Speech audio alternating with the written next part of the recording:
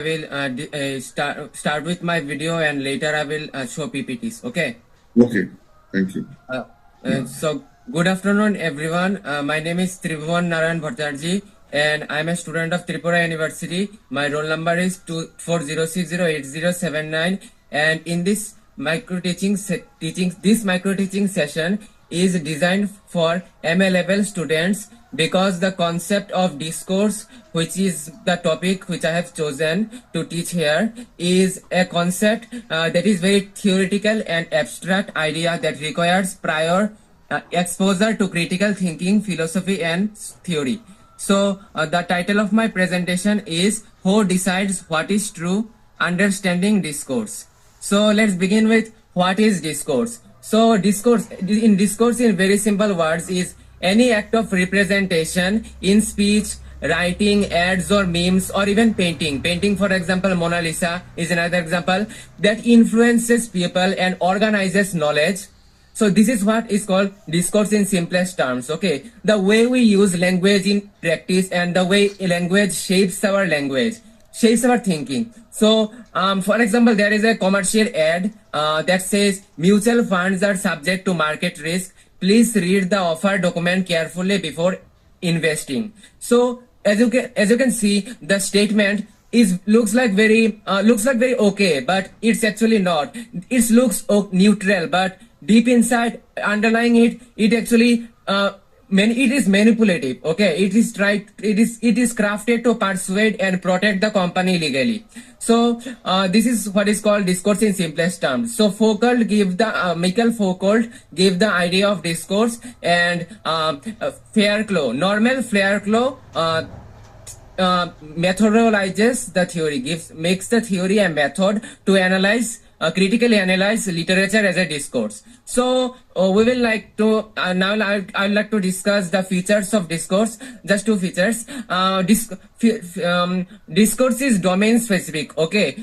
For example, domain specific means in every field. So for example, banking, law, medical, there is discourse. These are the various domains in which discourse works. And for example, it is also tied to power. That's one of the crucial features of discourse, that it is tied to power. It controls the power structures, controls what counts as true and what counts as false.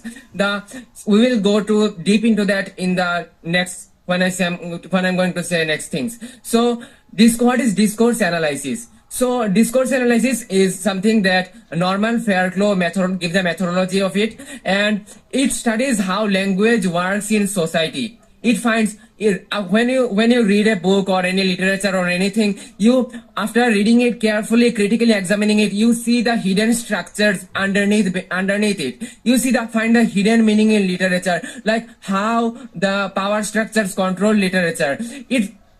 It shows how language reflects power and ideology. In criminology too, psychologists uses discourse analysis to study how victims narrate trauma. So discourse analysis is basically everywhere. So discourse is the use of language seen as a form of social practice. So now we will move towards the 6 approaches to discourse analysis.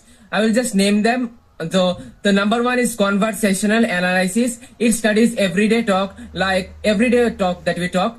Then there is discourse psychology. Then there is Foucauldian analysis, which studies how institutions produces truth and false. Okay.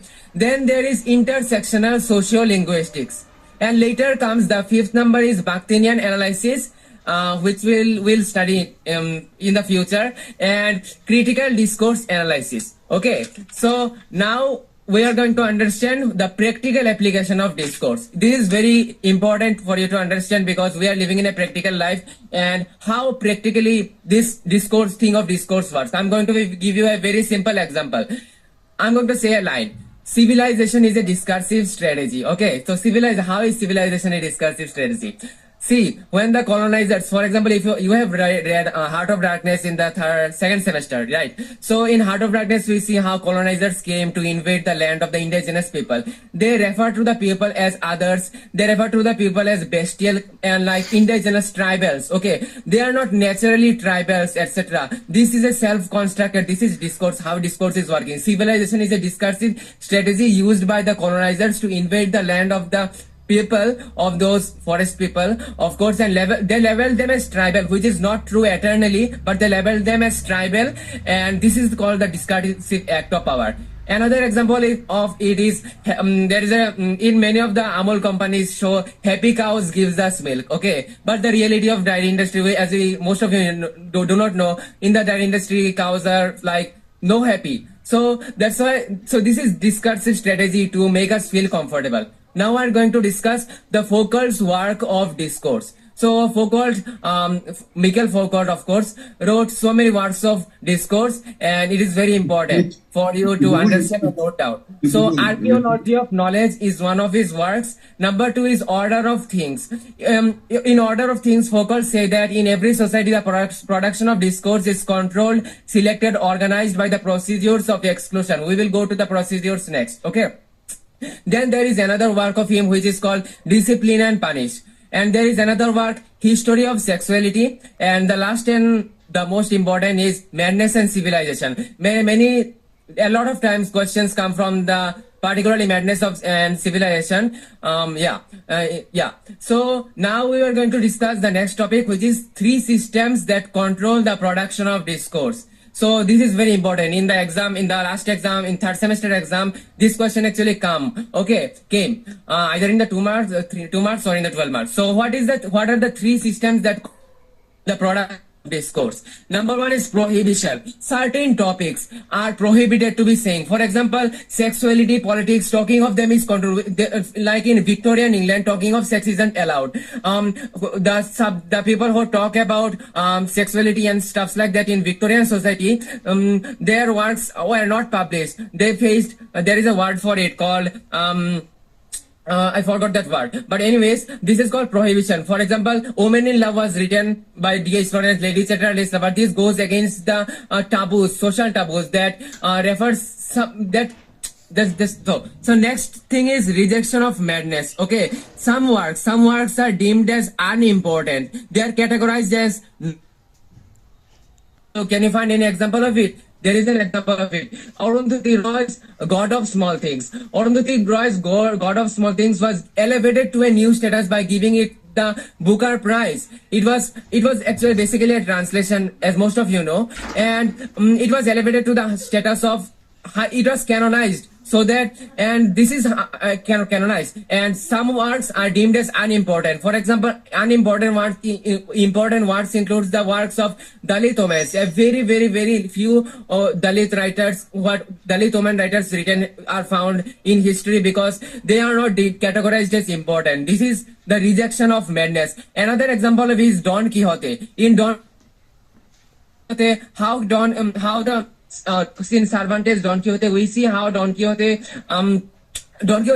believed in knights and chivalry, but he was dismissed as mad. So this is how rejection of madness, which is one of the 3 systems that control production of discourse, works. And the last and one of the most important is truth versus falsity. Institution legitimizes what classifies as true and what classifies as false. Institutions, all the powerful institutions, say for example, they arrange different prizes, like for another category, how they give some these are things. So legitimize something as true and something as classify them as false. Now we are going to understand literature as a discourse. So as a literature student, you must definitely know about literature as a discourse. So literature is governed by systems of controls. Okay, so it controls what is written and which texts are worthy of studying. All the texts are not given literary importance.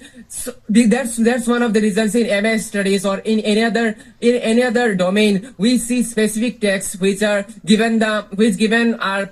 prioritized in our syllabus and so that makes us which makes them worth of study, and others are just doomed. Okay, they are just marginalized. The perfect word to say this. They are not even categorized as worthy of important. So they just bye bye. So why epic texts are harder to create now? This is one of the most important things. You must keep this in mind. Okay. So earlier what happened? Earlier epic texts like Ramayana, Iliad and Mahabharata reflected a dominant social value, okay, that was promoted, an ideal behavior that was promoted during that era. For example, Sri Krishna, Lord Krishna saying yada yada hi dharmasya glanir bhavati bharata abhurtanam adharmasya tadatmanam srijamaham. Okay, so this was the moral social value that everyone followed actually, because this was promoted during that era. It shows the ideal behavior. But nowadays what happens? Nowadays in modern society, there is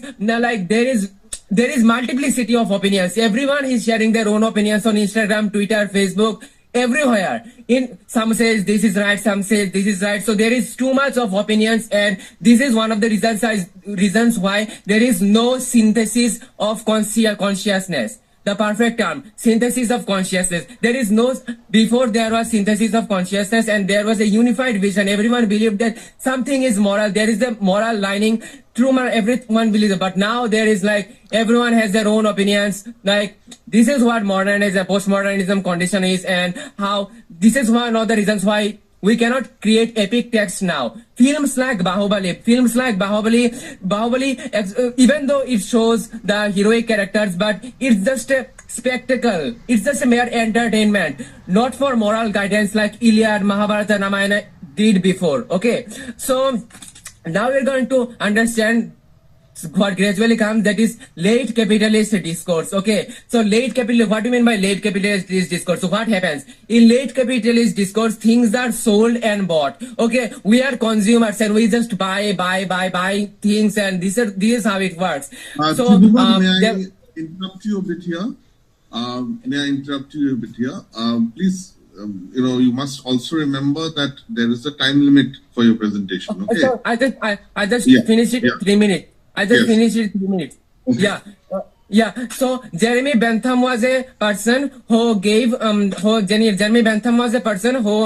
idea of panopticon, which is a cell. Okay. So Foucault used the idea. So Foucault says that modern control works like an invisible surveillance. We all monitor ourselves. Like there is a superpower involved, and we just monitor ourselves and go to do it. People consume knowledge as they consume products. Now as the time is short, I will just share my screen and show you a PPT that I created and just discuss it and conclude it. Okay. So I'm just sharing the screen. Okay. There is the screen. Where is the screen? Yeah. So, okay. Continue.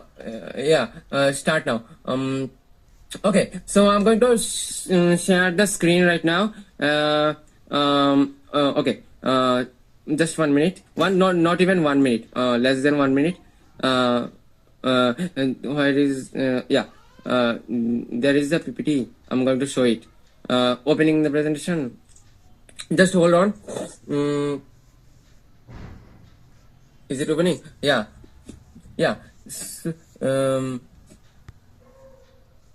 Sir, is my slide visible? Yes, it's visible. It's visible. Okay, thank you, sir. So we'll just see what we discussed. Okay, so this was the title, Who Decides What is True? Understanding Discourse. So what we have learned, we learned what is discourse, and we learned the features of discourse, like how it is domain specific, how it produces knowledge, how it is linked to power, and how it appears neutral, but actually it is not. Okay, we discussed how discourse and powers works. And then just moments ago we talked about panopticon, which is a modern power, which was a term told by Jeremy Bentham, and then later Foucault used it. Then there is a painting by Hieronymus Bosch, The Cure of Madness, which shows that the madness is cured by surgery. Okay, there is an operation, it can be surgery. So then there is a literature is research, who writes and what who writes, and there is another example. This is a very controversial topic. We will discuss this some other day. Epics and discourse, why epics are hard to create today. This is what we discussed. some writings are given prestige and some are just not given enough prestige. Author functions, we sometimes when we read Keats's work, we interpret it through its past, addiction and Coleridge. We also same goes for Coleridge. Now the concluded part, what we have understood, discourse shapes what we think, what we believe, and what we accept as truth. And so what we have learned in this microdiscussion, this is the last slide. So we have learned Foucault's idea, everyday meaning of discourse, key features of power, discourses of exclusion, historical examples, panopticon and surveillance, madness and social control, literature is modern days, conclusion, point method. So that's the end. I hope you understood what I tried to explain. Thank you so much for cooperating with me and giving me the opportunity to speak. Thank you so much. With that, I conclude. I end my presentation. Yeah, and best of luck to the next presenter. So that was a very well organized, well done presentation. A little bit of trimming was required. এটা শেখার ব্যাপার আছে, how to trim. এছাড়া you have to pronounce him correctly. Okay. So এটা practice করতে করতে আসবে। একদম sir, Yes. So that is my overall assessment of your presentation. Fine. So thank you once again, Tribhuvan.